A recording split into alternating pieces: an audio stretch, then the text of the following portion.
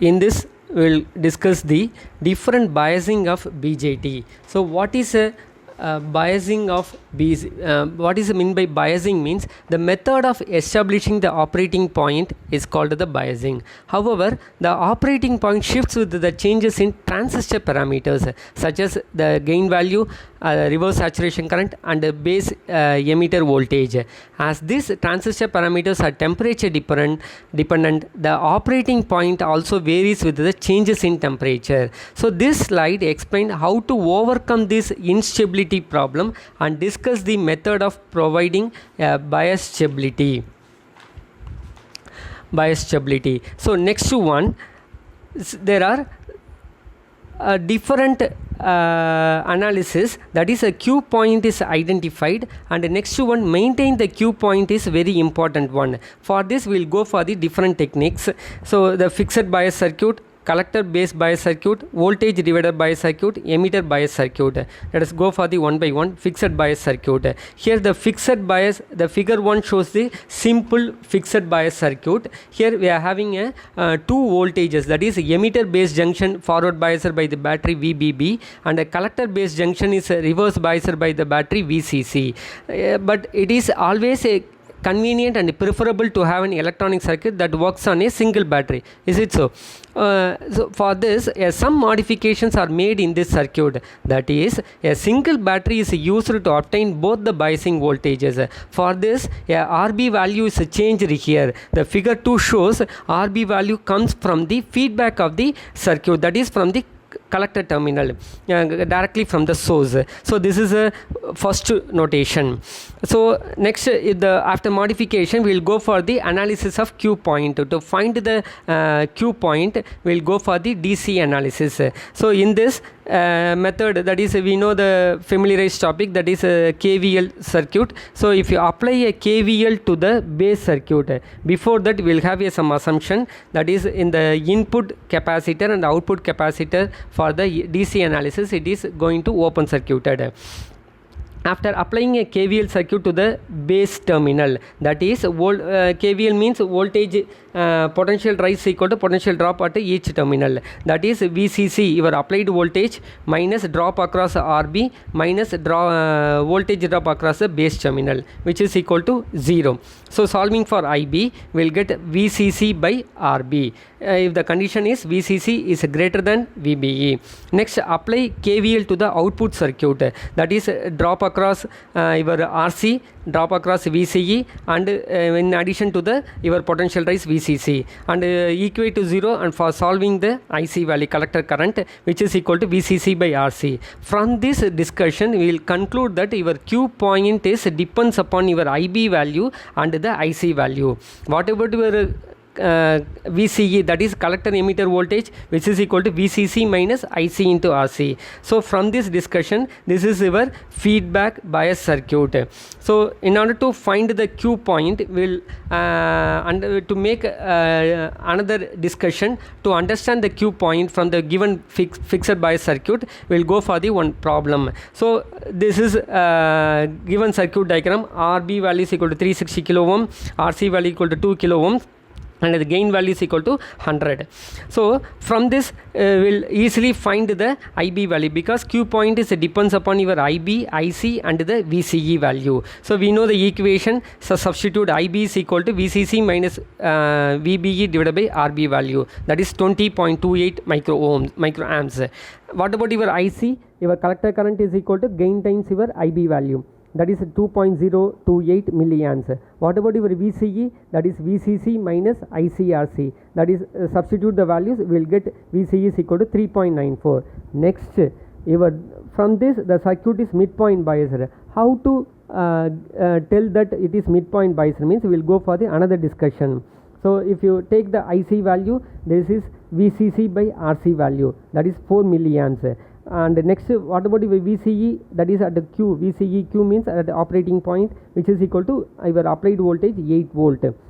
These 2 points are calculated. Next, go to the graph, and in the x-axis VCE, y-axis IC value. So substitute here, draw the graph. We will get this 2 points, and in the midpoint we will have a Q point, that is a quiescent operating point. From this I can easily tell that my Q point is at the mid of the region. So this is fixed bias circuit. So whatever the circuit diagram we had taken, we will go for the next one, stable. Given circuit is stable or not. For this we will go for the stability factor. So stability factor is nothing but degree of change in operating point due to change in variation in temperature. That is stability factor. S is equal to DIC by DICO. So for this S is equal to next derivation, next formula, 1 plus beta DC by 1 minus beta DC into del IB by del IC. That is a change in base current divided by change in collector current. So take the fixed bias, given fixed bias. So if the IB value changes due to some change of variation, IB value changes, my change in base current to the change in collector current, ratio of this del IB by del IC are unaffected, so which is equal to 0. So substitute this value in the stability equation, we will get S is equal to 1 plus stability factor is equal to 1 plus beta times DC. That is, keep in mind, if the base current changes, stability factor changes with 1 plus beta times. That is very important one. That is a disadvantage of this fixed biasing. So what are the advantage? The circuit is very simple, so that is one major advantage of the fixed biasing. What is the disadvantage? Next one, if the Q point shifts with the temperature, that is also another important one. So some of the application, it is mainly used in switching circuits only. So to overcome this fixed biasing, we will go for the collector to base bias circuit, because it is an improvement over the fixed bias method. In this, a biasing resistor is connected between the collector and the base of the transistor. Thus, that is important one. Your base current IB flows through the RB and the IC plus IB flows through the resistor terminal RC. That is very important one. So similar thing, similarly we will go for the analysis to find the Q point. So for this we will go for the KVL analysis. So the Kirchhoff voltage law applied to the output circuit. So VCC minus IB plus IC into RC minus IB RB minus VBE equal to 0, and solve for the IB. Solve for the IB and find the IC value, which is equal to beta times DC into VCC minus RC IC minus VBE divided by RB plus RC. What about your collector circuit? So apply KVL, voltage drop across RC value, which is IB plus IC into your RC, and voltage drop across VCE, which is equal to VCE, and your applied voltage equate to 0, find the IB value. So this is very important one. Why we can choose this collector to base is stable means, if there is a change in the temperature, your collector current is increasing, IC value increasing. Since IC value is increasing, the voltage drop across RC value increases. Therefore, the supply voltage VCC is a constant and VBE is a constant. So due to the increase in IC/RC, VCE value, collector emitter voltage, decreases. So due to the reduction in VCE, IB value reduces. So as IC depends on IB, decrease in IB reduces the original increase in IC. So as a result, the circuit tends to maintain a stable value of the collector current, keeping a Q point fixed. Another one, if that is if the collector to base circuit, RB appears directly across the input base and output collector. A part of the output is fed back to the input and increase the collector current, decreases the base current. Thus the negative feedback exists in the circuit. So this circuit is called voltage feedback bias circuit. So this is a very good point in the collector to base circuit. So as earlier discussion, so whatever the circuit, will go for the stability factor, analysis of stability. So for this we will take the formula, S is equal to 1 plus beta DC divided by 1 minus beta DC into del IB by del IC. In this circuit, collector to base, if the IB value changes, del IB by del IC ratio changes to del IC, but there is no effect on the VCC and the VBE. So which is equal to 0. So we know the equation, VCC equal to RB plus RC into IB plus IC/RC plus VBE. Substitute VBE and VCC equal to 0 and find the del IB by del IC, which is equal to minus RC by RB plus RC. substitute this value in the stability factor, we will get this equation. So this is a stability factor of the collector to base bias circuit. So we will discuss one problem, then we can easily understand the importance of collector to base bias circuit.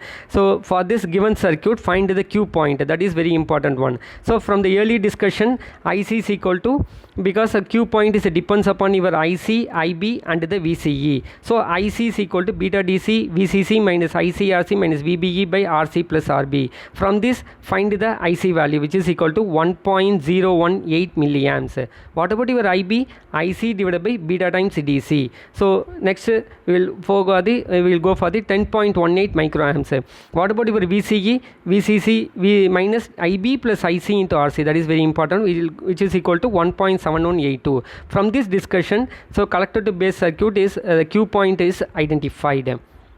So to summarize, so this circuit, the base resistor is connected between the base and the collector terminals of the transistor. The advantage is it is a stable Q point, as I already discussed, because the negative feedback exists in the circuit. So this is a stable one. What about the disadvantage means? So in the AC analysis, it is relatively it gives a very poor performance. So the application, it is mainly used in linear amplifiers.